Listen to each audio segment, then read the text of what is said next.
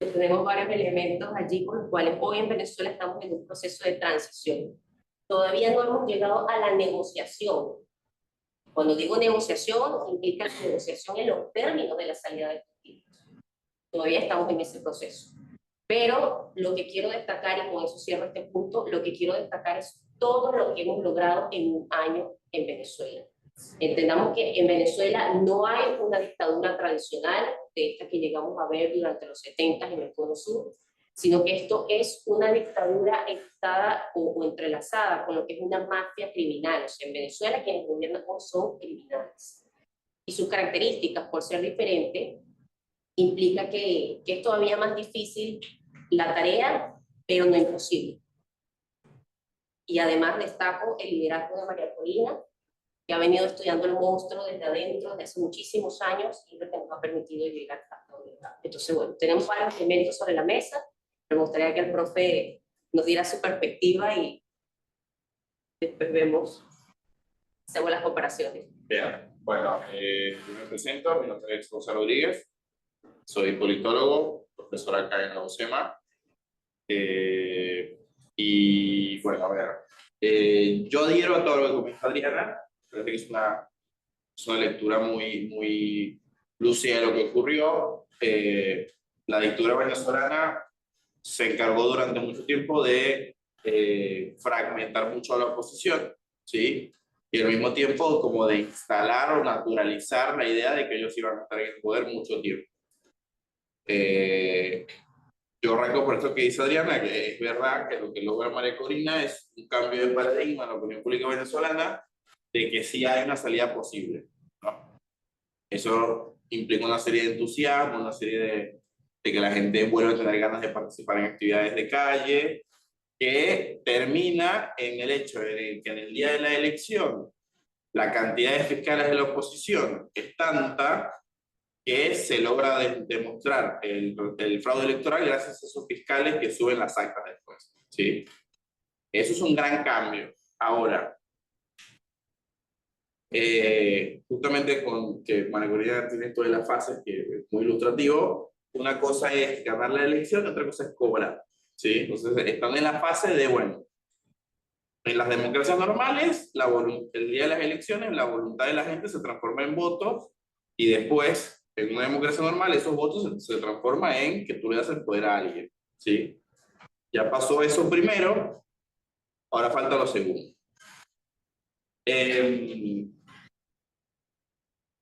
Para que el régimen venezolano ceda y de alguna manera entregue el gobierno, tendrían que haber dos situaciones.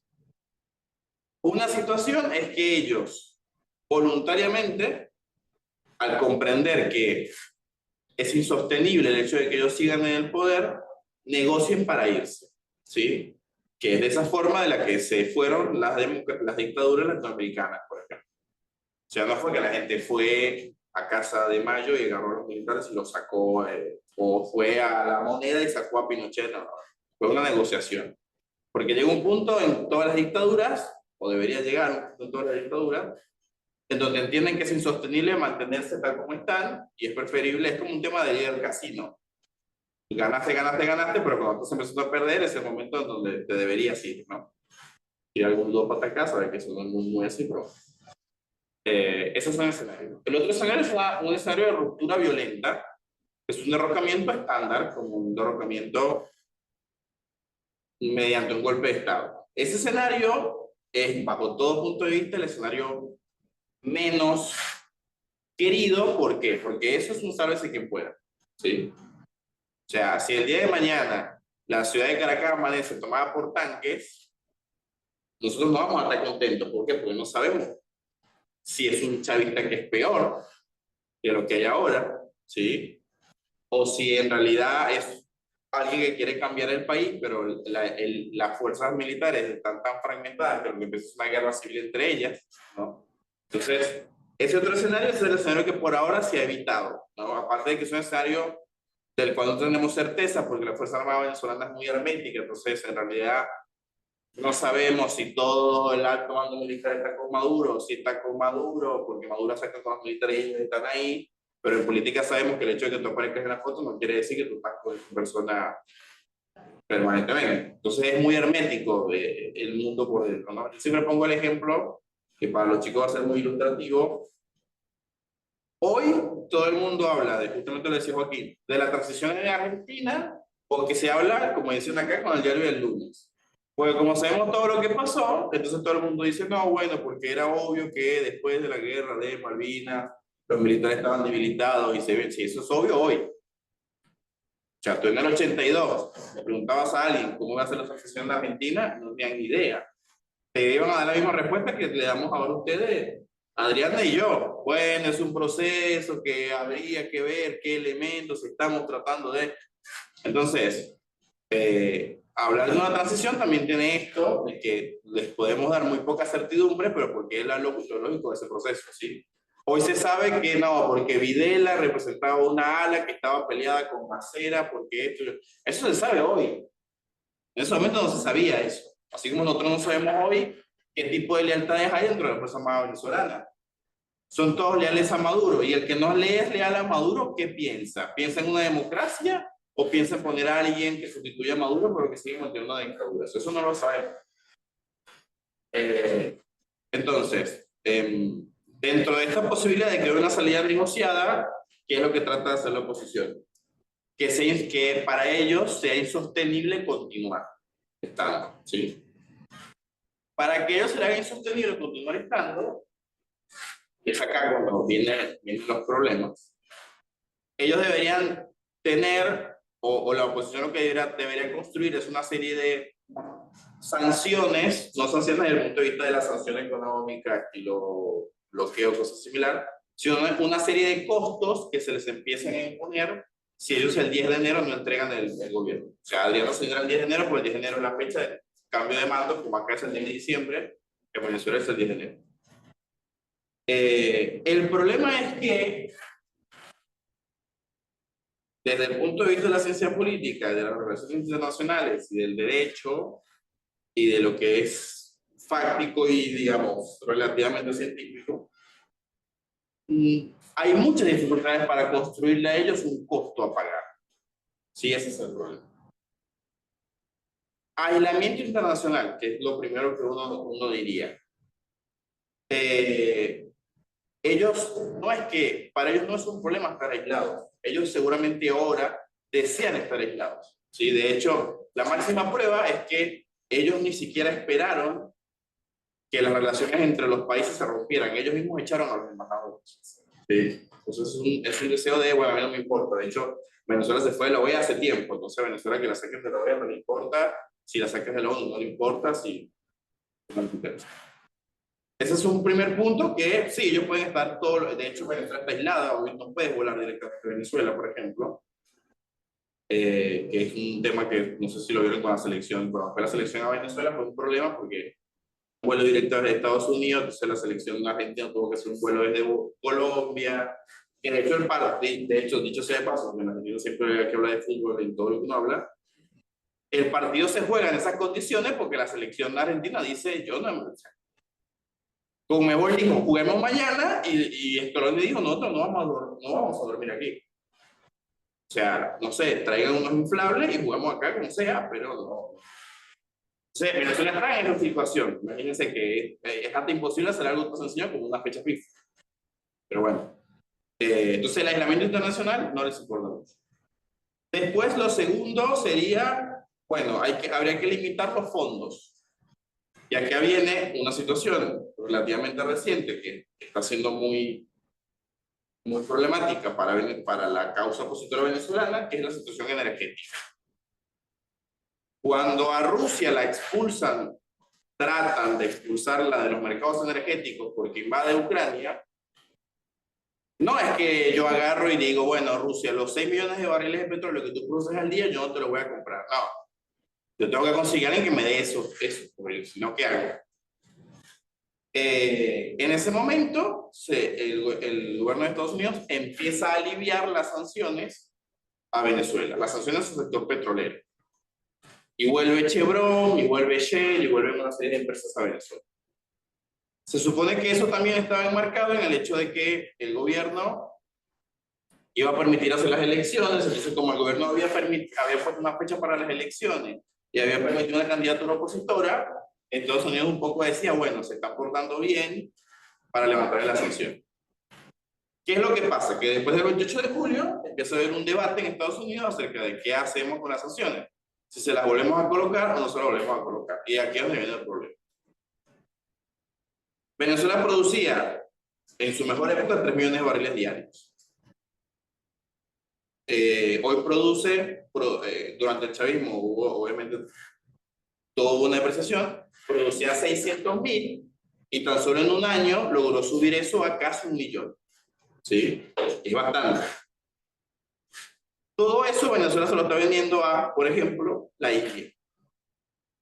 Y la India dependía del petróleo ruso. Entonces ahora, primer problema.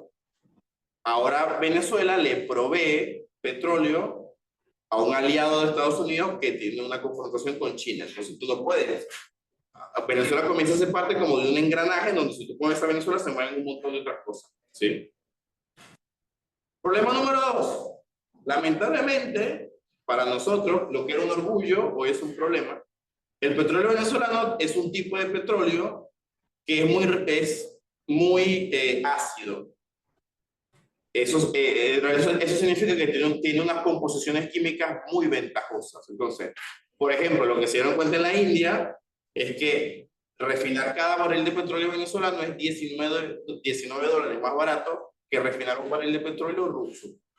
Entonces la India ya no solo está dependiendo del petróleo venezolano, sino que ahora se está ahorrando $3.000 millones por año. ¿Sí? Problema número 2. Problema número 3. Todas las empresas petroleras que se metieron en Venezuela desde 2022 por el alivio de las sanciones, están haciendo lobby en Estados Unidos para que no reimpongan las sanciones. Y están haciendo lobby durante la campaña presidencial, financiando a ambas campañas. ¿Y cuál es la posición oficial de ambas campañas? Kamala Harris lo que habla es de continuar la política actual, que es una política de seguir con las sanciones levantadas, y Donald Trump lo que dijo fue que él va a promover el uso del dólar en el mundo y que eso equivale a que van a levantar las sanciones, no solamente de Venezuela, que ya están levantadas, sino las sanciones sobre Rusia, etc. Quiere decir que ninguno de los dos candidatos tiene planificado que Estados Unidos cambie su política hacia Venezuela. Entonces, acá la pregunta un poco es, si no les importa estar aislados, si tú no puedes limitar su financiamiento, ¿cuál es el costo que ellos van a asumir si ellos el 10 de enero no aceptan una transición? Esa es la interrogante. ¿Sí? Hay algunas cosas que tú les podrías, que quizás es posible plantearles, una suerte de rebelión popular. María Corina justamente se está cuidando mucho de convocar acciones de calle, porque la verdad es que el régimen, si tiene que matar a 200 personas por día, las mata. Sí, profesor Corbacho o Alejandro Gómez, no me acuerdo, siempre pone el ejemplo de Gandhi, de que las personas que creen en la causa pacifista, yo no creo que esté mal que den eso, pero siempre citan a Gandhi, ¿no? Se dicen, no, porque Gandhi está bien. Gandhi iba y le partían la cabeza, y eso generaba algo. ¿Por qué? Porque en Londres era un problema que la gente viera que tu gobierno le partía la cabeza a alguien, ¿sí? Ahora en Caracas eso no es un problema. Primero porque la gente no lo ve porque es un medio de comunicación libre. Y segundo, el que lo ve, ¿qué va a decir? Si el gobierno no depende de los votos de la gente. Entonces, imponerle una suerte de ingobernabilidad interna tampoco.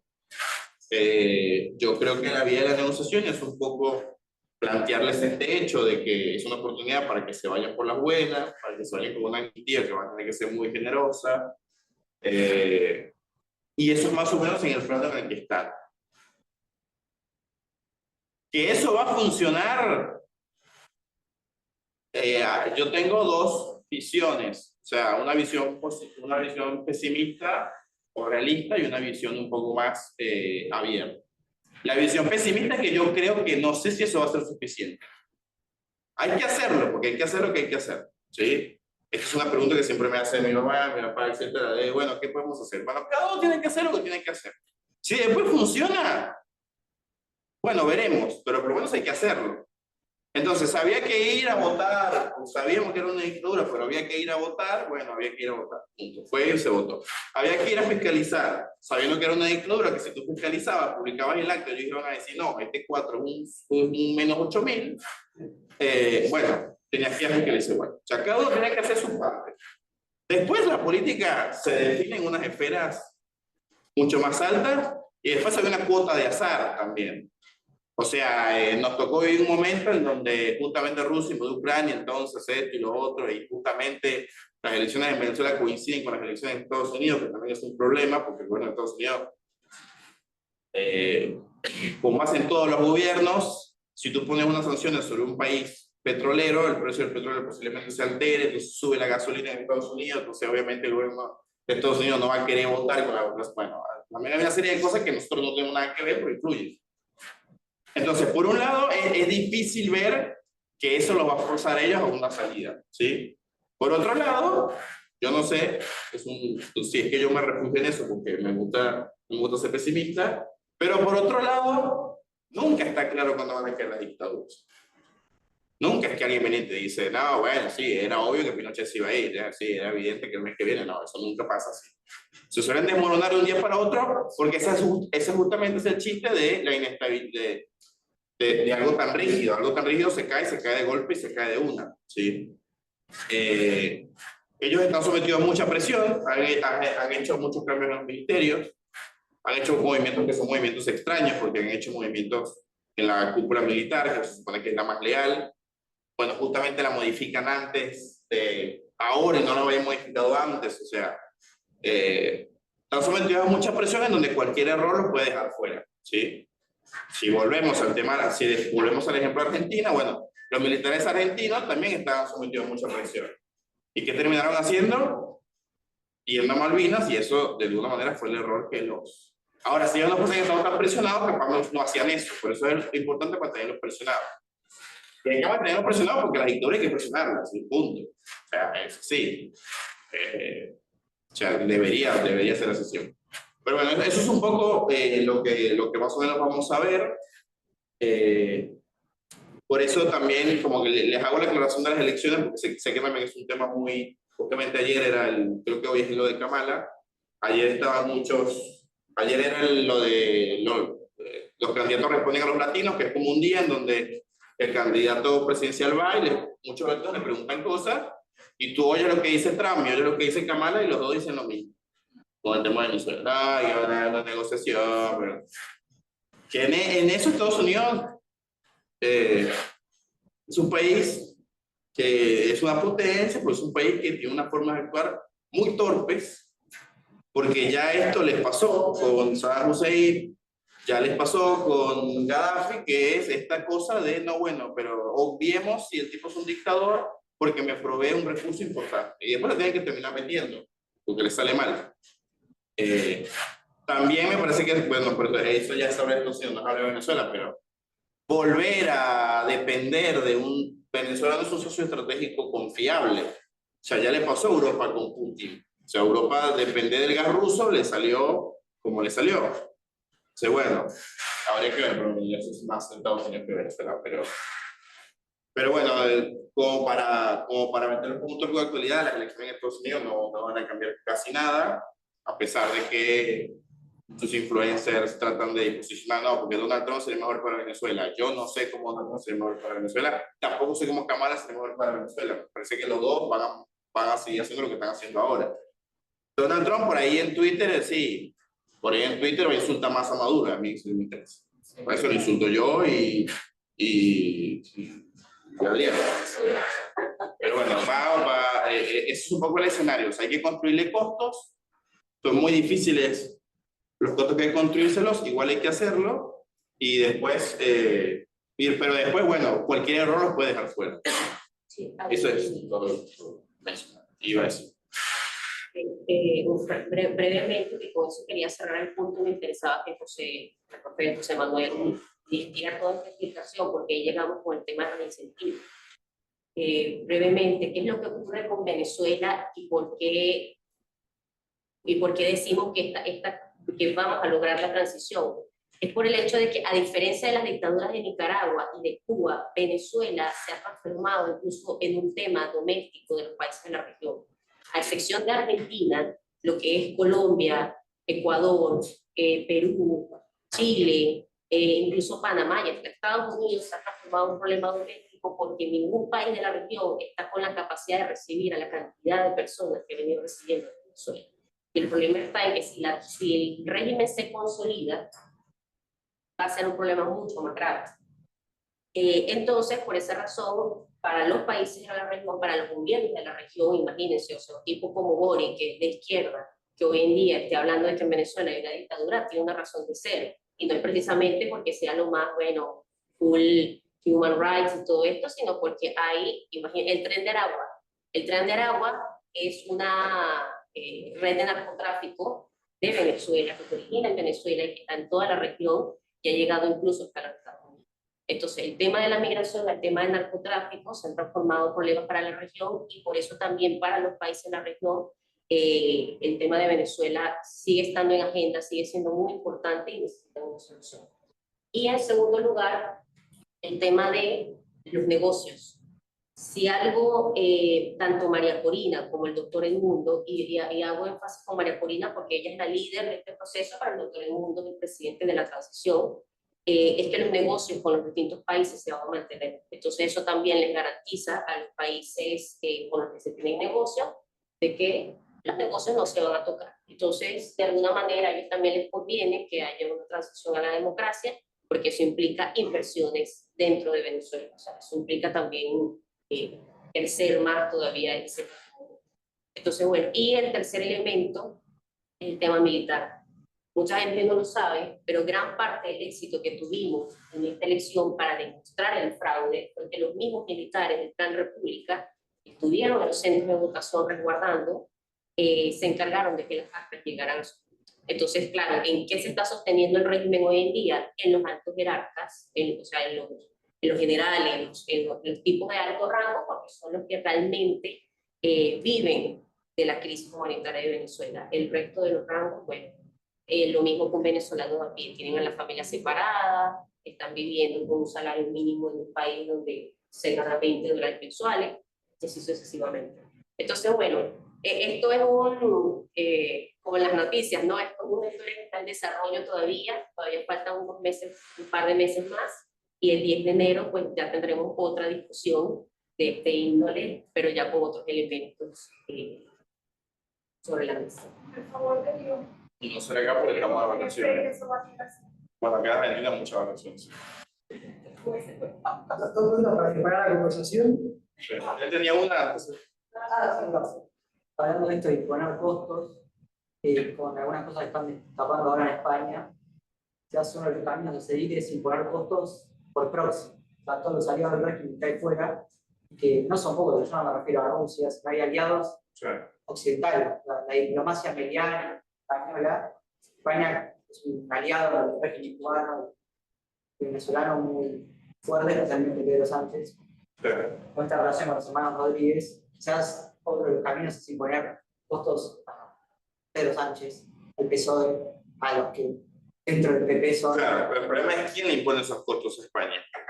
Bueno, tendría que sustentarse investigaciones criminales dentro de España.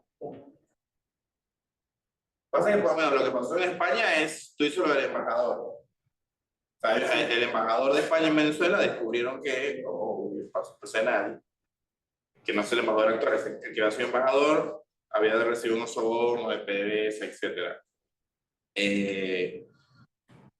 Sí, o sea, no solo eso, sino reuniones de. El tema es, a Maduro le importa que Pedro Sánchez la pase mal. Pero pierde apoyo, o sea, el financiamiento español con hoteles y todo eso en Venezuela, o sea, cada vez. Claro, pero el régimen, ¿para qué usa ese dinero?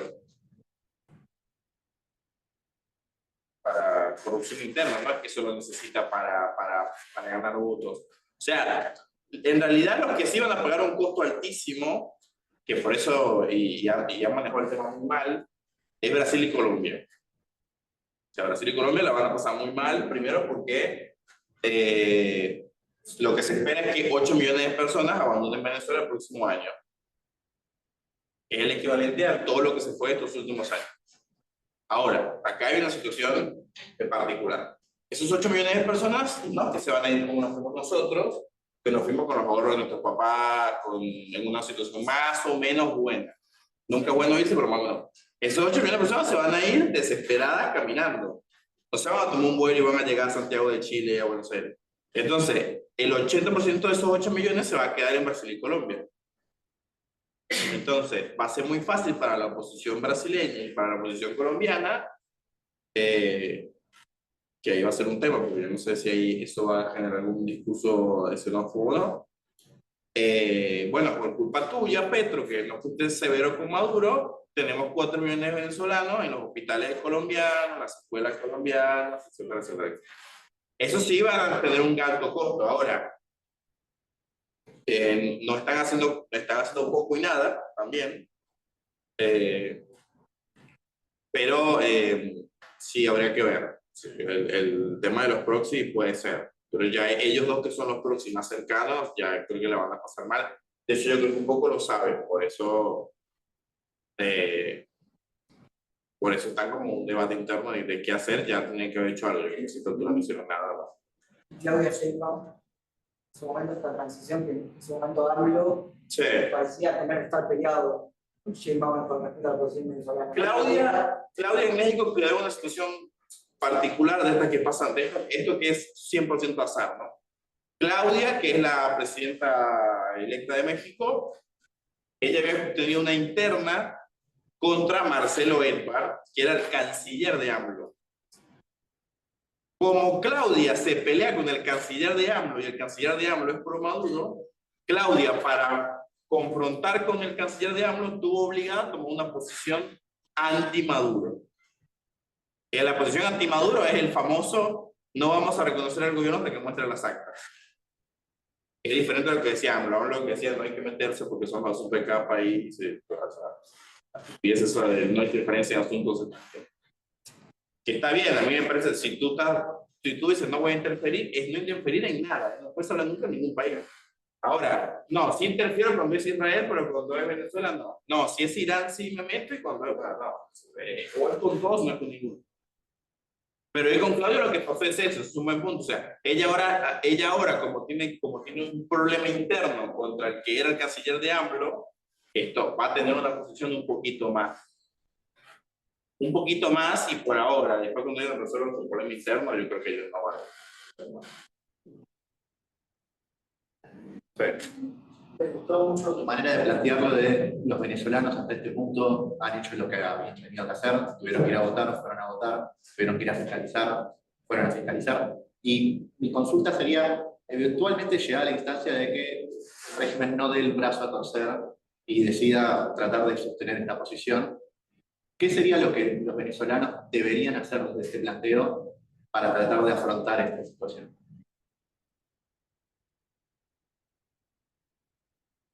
Lo que pasa es que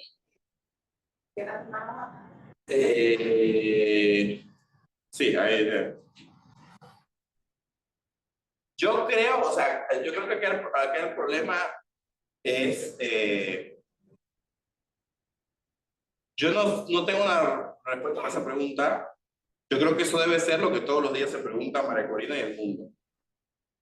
¿Qué hacemos si el 11 yo me despierto? Bueno, obviamente ellos van a saber antes, no van a esperar el 10. Así soy yo, no van a esperar el 10.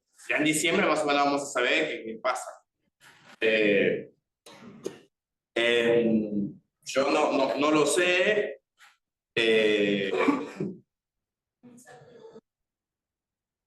Yo supongo que, o sea, un camino que es un camino cuasi violento es el camino en que se organiza una serie de paros, una serie de protestas, una serie de toma de ciudades. Si eso no tiene un respaldo militar atrás, eso carece de un poco de sentido. Pero bueno, después está el tema de que fue primero el huevo o la gallina. Bueno, capaz eso desemboca en que hay una reacción militar. Sí, bueno, pero eso también es yo inmolarme a cambio de que alguien supuestamente en un cuartel se va a rebelar. Es un tema. Pero sí, no lo sé. Yo la verdad no sé alguna. sí, o sea, lo único que puedo mencionar al respecto es que primero que no se habla de la estrategia antes de tiempo. O sea, digamos, en estos momentos, como que decir que la dictadura se va, o sea, como que decir con certeza que se van a instaurar o no, realmente no es posible porque no sabemos realmente qué va a pasar el 10 de enero. O sea, cuando digo que no sabemos es porque ya no, o sea, María, tanto María como el mundo nos han venido con sorpresas constantemente, o sea, nosotros ni siquiera yo, siendo jefa de la campaña, aquí en Argentina, me imaginé que iba a estar la página web donde se iban a mostrar las cartas y vamos a ser capaces de demostrar ante el mundo el fraude y la victoria del doctor Edmundo. La línea días anteriores fue, ustedes con anticipación tienen que cantar de que va a haber fraude y tienen que quedarse en el centro de votación hasta que se recoja la última acta. Esa fue la línea días anteriores. Entonces, claro, días anteriores al 10 de enero, seguramente vamos a ver algunos elementos allí y el 10 de enero o días después es que vamos a ver cuál va a ser la estrategia para esta oportunidad. Y lo único que voy a resaltar con respecto a lo de tu pregunta es el hecho de o sea, lo que estamos haciendo como venezolanos es lo que dicta María Corina. O sea, esto no es una cosa que ha salido de forma espontánea, de que porque nosotros no, aquí ha habido un liderazgo que nos ha conducido y el liderazgo pues, está diciendo qué hay que hacer, cómo lo vamos a hacer, de qué tiempo podemos hacer. Entonces, bueno, y como para poner también el contexto en ese sentido.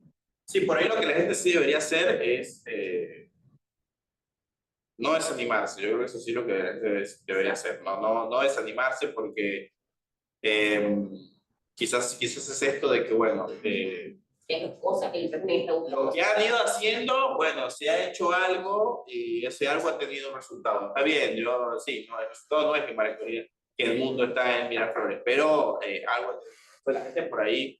Lo que sí yo creo que esta elección, este momento fue para mucha gente como un, bueno, o esto cambia yo me voy. Entonces, el problema es que volvamos a entrar como un limbo de cuando yo creo que una fecha de viaje coincide con el mío, que es después de un momento en Venezuela donde hay donde básicamente Maduro anula la Asamblea Nacional, o sea, anula el Parlamento, y ahí es cuando muchos vimos una señal de que esto iba a venir un recrudecimiento de la represión. Y ahí vino una oleada de gente que se fue, hasta ahora. Quizás eso vuelve a pasar. También es medio feo que yo diga que la gente no debería desanimar, porque yo me fui en ese momento. Bueno, pues, sí. Ojo, hay que tomar en cuenta una cosa, están tomando en cuenta que si no hay toma de decisión el 10 de enero, la gente va a salir en campo. ¿Estás seguro? Yo creo que no. Si no hay transición, ¿Pero salir en Camboya es salir a la calle o irse del país? salir de Venezuela, Ah, ¿lo puedes asegurar? yo creo que mucha gente sí. Porque hay cosas que, por ejemplo, no se están viendo. Uno, que si se puede radicalizar, se puede poner minas en todas las fronteras. Que no es nada minas antipersonales. Ah, Tan sencillo como esto. Es un régimen criminal. sí. ¿Ok? Y necesitas, sí o sí, la mano de obra, así sea del peor más miserable, lamentablemente. ¿Ok? Por otro lado, no se está tomando en cuenta algo. En las leyes internacionales, aclaro algo, no soy abogado, pero en las leyes internacionales y en las leyes de los países existen los que son los indultos y los que son las amnistías, ¿correcto? Ok, vamos a imaginarnos algo que no se están imaginando. Que se le dé una amnistía al 100% a todos los jerarcas y se le diga, mira, el 10 de enero, vete a cobrar una feria. Y te firmamos acá que ni te tocamos la cuenta, ni te sometemos a juicio de ningún tipo y revertimos lo que está en la Corte Penal Internacional y tal y qué sé yo, pero entrega el poder. Posible que se pueda hacer esa negociación. El problema es que parece que no se han dado cuenta de que el Estado Islámico no se rige por leyes naturales. Entonces, donde se vaya Maduro, incluso si cae preso en una cárcel, lo mata. ¿Sabes por qué? Muy sencillo. porque Venezuela es cabeza de playa del Estado Islámico en América Latina. ¿Lo han tomado en cuenta? ¿Se han dado cuenta hasta dónde ha llegado el Estado Islámico? Europa está siendo tomada por el Estado Islámico como fueron los Marielitos o como son ahora el Tren de Aragua en Chile y en Estados Unidos. ¿Ok? ¿Es o no? Es así. ¿Quién dice que aquellos refugiados que vienen de los países musulmanes no hay Marielitos o no hay Tren de Aragua del Estado Islámico? ¿Quién lo dice? Marielitos son los que los Los parientes. parientes romanos en la década de los 80. O sea, Venezuela, Cuando hubo la o apertura. sea, es sabido que Venezuela está... Sabemos que en la isla de Margarita y en oriente del país hay centros clandestinos del Estado Islámico. A esto hay que hacer un seguimiento muy firme, porque para mí los jerarcas, el mayor miedo que tienen a entregar el poder es precisamente a esa gente que le dijo, usted entrega, no. Y es así. Ellos saben Okay. No quiero ser pesimista, simplemente estoy viendo algo. Ahora, una de las cosas que yo creo que sí se tiene que hacer es que Edmundo González prometió que el 10 de enero va a estar en Venezuela. Aunque lo metan preso, él tiene que ir a Venezuela. Porque él no va a ir para que lo metan preso. ¿Para qué va a ir? Para ser investido como presidente. Para eso va, no para que lo metan preso. Entonces tiene que ir. Tiene que ir. No puede agarrar y no, porque tengo miedo, porque lastimosamente, no, lastimosamente todos sabemos que cuando él es llamado para ser candidato, lo que le podía pasar. Y lo sabía él también. Voy a hacer un pequeño paréntesis. Mi nombre es Francisco Marcelo. En el año 72, junto con mi familia, siendo un niño, llegué a Venezuela. Yo soy ciudadano. El 4 de febrero de 1992, a las 7 de la mañana, fíjate, te puedo poner la hora. ¿Y por qué te puedo poner la hora? El 4 de febrero de 1992, muy sencillo. Prendía mi radio y lo que yo escuché fue que había ocurrido un intento de golpe de Estado a las 3 de la madrugada. A mí se me paraba. La gente en la calle, si se recuerdan, ¿no? ¿Qué salió? La gente mayor, la señora, me imagino que usted es argentina, pero ¿qué edad tenía? Por eso, pero fíjense una cosa, en la calle, yo vivía en el Llanito, que hay una zona de clase media baja. La gente salió a la calle, ¿y qué es lo que decía? Para los que no lo vivieron, que eran jóvenes, la gente decía y se escuchaba, por fin un cuatriboreado. ¿Yo qué dije? Ustedes están locos. Porque si ese militar tiene pensamiento de derecha, lo sacan en un tiempo. Si tiene pensamiento de izquierda, van a ver correr sangre largo y tendido por las calles de Venezuela. ¿Qué fue lo que ocurrió? Ocurrió esto. En marzo del año 1992, si uno contaba los Superman, los Batman, las princesitas, todo lo demás en la plaza de Venezuela, había 2 o 3. Chavecitos había para tirar al techo, como arroz picado. ¿Quién entendió? Rodrigo. Frijolito. ¿Quién se acuerda de Frijolito? De Enrique Salas Roma. En una propaganda que era lapidaria, pero fue la verdad de lo que ocurrió. Y no hemos dejado. Y cuando yo digo no hemos dejado, yo amo a Venezuela. Y camino de la libertad que me dio Venezuela cuando yo llegué. Pero volviste y bueno, iba a matar a Carlos Andrés Pérez, no era que Eso estaba claro. Eso estaba claro. Pero fíjense algo, porque acá ahora estamos, acá hay argentinos, acá hay un proceso de cambio. Hay cosas que no saben. En el año 89, cuando Carlos Andrés Pérez toma el poder que tenemos en Caracas, cosa curiosa, en febrero, si no me equivoco, fue el 16 de febrero del año 1989, antes del 27 de febrero, que fue el Caracas, Carlos Andrés Pérez, sabiendo la crisis que estaba viviendo el país, llama ¿a qué? A una reestructuración del Estado, sacar la casta, por un lado, y eliminación de subsidios. Cuando en Venezuela los únicos subsidios que había era precisamente a la gasolina. Y miren el desastre que terminó generando. Para aquellos, ahora tengo que hablar de los argentinos, para aquellos que no sepan, el proceso que está viviendo la Argentina hoy es clave. Porque para la izquierda es mucho más fácil arremeter y destruir que con un gobierno de centro-izquierda. ¿Okay? No es que nos vamos mucho a la derecha con Javier Milei, ¿okay? Porque no pasa por ese lado. Pasa por el lado de la reestructuración del Estado.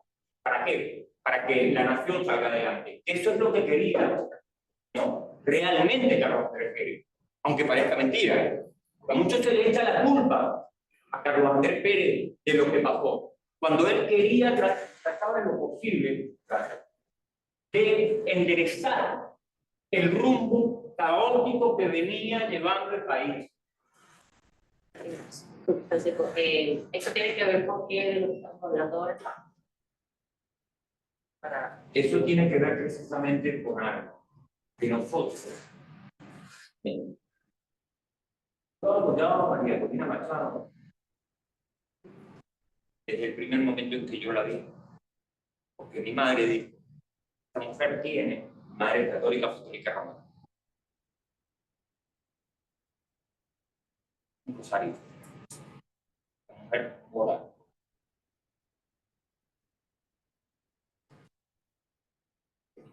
Si mal no recuerdo, en el año 2010, estando en Venezuela, cuando se quedó en el Llanito, creo que fue para esa fecha, María Corina Machado va al Llanito, se consigue con un grupo de vecinos junto con Carabobo.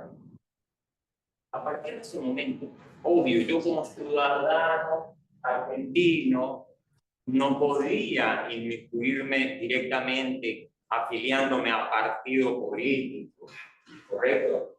Pero eso no quiere decir que uno no luche al lado de la gente que quiere algo mejor para tu país y la libertad para tu país, porque las primeras protestas, en Venezuela, ¿qué día fue? 31 de marzo, frente al Ministerio de Educación, con mis hijos no te metas. Maestro, ese día me regaló todo, porque se quedó sorprendido. ¿Viste qué? Perdón la palabra, voy a repetir al maestro. ¿Qué mierda acerca usted, argentino? Me dice, porque yo lo entiendo más o menos. Me regaló su botón de la federación. Yo caso conmigo. No recuerdo. Un maestro ya lleno de canas. Hoy me da dolor todo lo que pasa. ¿Entiendes? A mí el embajador argentino en Venezuela en el año 2013, cuando Venezuela me quita mi pasaporte, todas las veces que había marchas, yo iba a marchar, perdona que se ponga intenso. ¿Entiendes? Salía a marchar, salía con los chicos, ya siendo mayor, porque yo hice escala política en el año 83, más o menos uno, la que iba con armas, nada, pero sí tenía más o menos conocimientos de táctica y de estrategia, de lo que me habían enseñado, pero eran los chicos morir. El 11 de abril del 2002, Marina Larra, en la esquina de Suiza. Santa Marina. Juan Simonovi. Lázaro Cordero. Henry Viva. Se ubican en el espacio, porque les voy a dar un espacio. Miraflores, el Arco de la Federación, la avenida Sucre, que empalma con la avenida Urdaneta, la avenida Universidad y la avenida que empalma con la Plaza Bolívar. Y ese espacio no pierde de nadie. Y del lado de la avenida Sucre, pintado todo de rojo. Y del lado de nosotros, banderas venezolanas. Y Lázaro Cordero, Henry Viva y el alcalde nos decía: vuelvan a su casa, porque van a a mí me tiraron como 3 veces a la frente de la Plaza Bolívar, porque no me bancaba la hinchazón de los ojos de tanta bomba lacrimógena, de tanto tiro por todos lados. Yo, como cualquiera de ustedes venezolanos, quiero deseo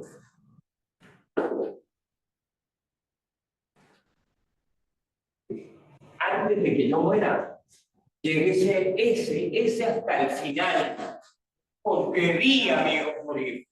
Va a llegar. Tenemos fe que va a ser así. Bien. Dios bendiga.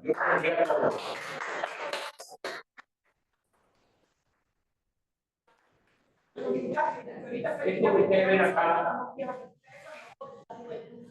Siempre hablan. Acá le dicen barrilete. Ah, Para ellos es barrilete. el papagayo. Este es el papagayo. Ese papagayo, para que lo sepan, tiene nombre. Se llama Rafael Araujo. Rafael Araujo es un venezolano que sale en las protestas en Venezuela.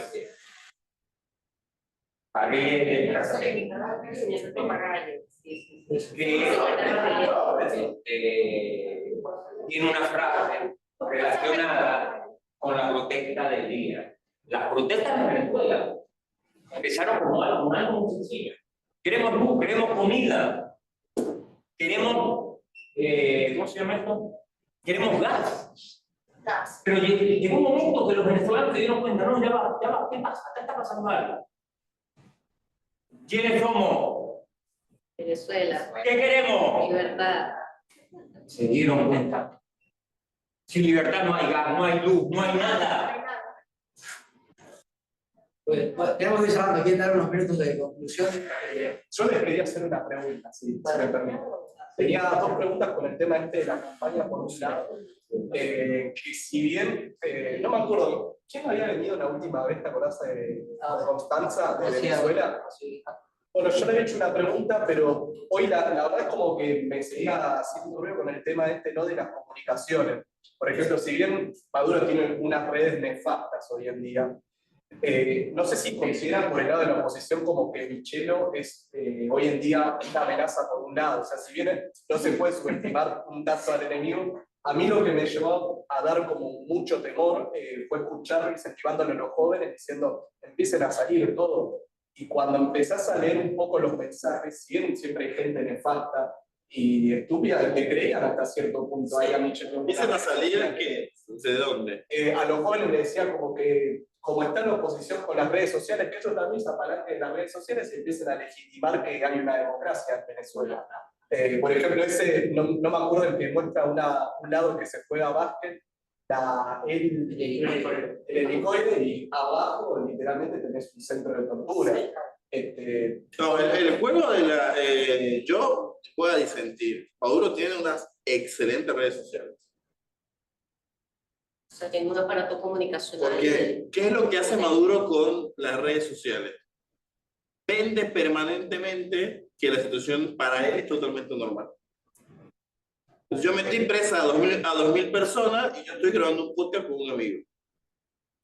nos parece humanamente nefasto, pero políticamente es muy acertado lo que le hace. Y lo que hace con Michelo, que es lo que vienen haciendo últimamente, el mensaje que ellos dan con esas cosas es de que no nos importa. No importa lo que pase. O sea, aquí torturamos gente y yo pongo a este tipo acá a grabar un video.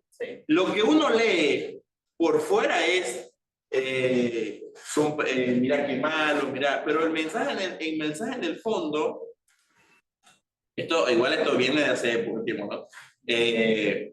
Siempre cuando la Unión Soviética hacía alguna redada, ellos se agarraban a 20 y agarraban a 2 o 3 y no los tocaban, le daban una golpiza y esos 2 o 3 los soltaban. ¿Y cuál era el chiste de eso? Que esos 2 o 3 le fueran a cortar a los otros lo que pasó, porque todo el mundo tuviese miedo. Esto funciona más o menos similar. Es como le demostras a todo el mundo que el control que tú tienes es tal que puede ser totalmente, no puedes tener ningún tipo de escrúpulo y no pagas ningún costo por eso. Y después, sí, lo de Michelo es un poco anecdótico porque bueno, es como un poquito lo que está de moda. Y se vendan jóvenes, que todo esto pasa. Sí. Yo no sé si él en Venezuela era conocido, en Argentina era conocido. Pero por Salta que hizo un quilombo con no sé qué cosa de agua que lo metieron preso y decía dictadura en Salta, y con eso con él se hizo conocido muchas comillas, pero no es alguien que da mucho peso. No, en ese sentido, o sea, si algo ha procurado el régimen y es una característica incluso de equipos como Hamas, como el terrorismo islámico, es que ellos la propaganda, la máquina de la propaganda, o sea, la manejan bastante bien. Lo que pasa es que con el tema de Venezuela ha sido tan evidente, y el detalle está en que tú consigues un venezolano en cada lugar, entonces claro, ¿cómo terminas ocultándose allá ante los ojos del mundo? Ese tipo de cosas ya no funcionan, porque el detalle está en que el testimonio de cada venezolano que está en cada rincón del mundo se termina llevando eso. Pero bueno, es parte de sus estrategias para normalizar la situación. O sea, a eso nos enfrentamos, pero bueno, tenemos también nuestras maneras de contrarrestar. La gente refiriéndose para esa. A lo que voy no es que alguien en Venezuela vea a Michelo y dice, no, él tiene razón, sino que es como una cosa más perversa detrás. Es como Sí. o sea, Demuestra que Son de noche yo tiempo más entiendo, yo entiendo. Entonces tú te vas de allí, te enfocas ahora en mí. es un poquito el que te pica el penal, ¿viste? Porque te puedo mirar. Toma. Es un poquito, picar un penal es lo más antirracional que hay en el fútbol. Pero bueno, viste, te demuestro que mira la categoría que tengo, es un poco lo mismo. Siempre que usaba el fútbol, yo eso lo aprendí. Vayamos cerrando, hacemos una foto acá de todos. Para terminar, en el año 2013, 3 de octubre del año 2013, estuvo aquí María Corina Machado.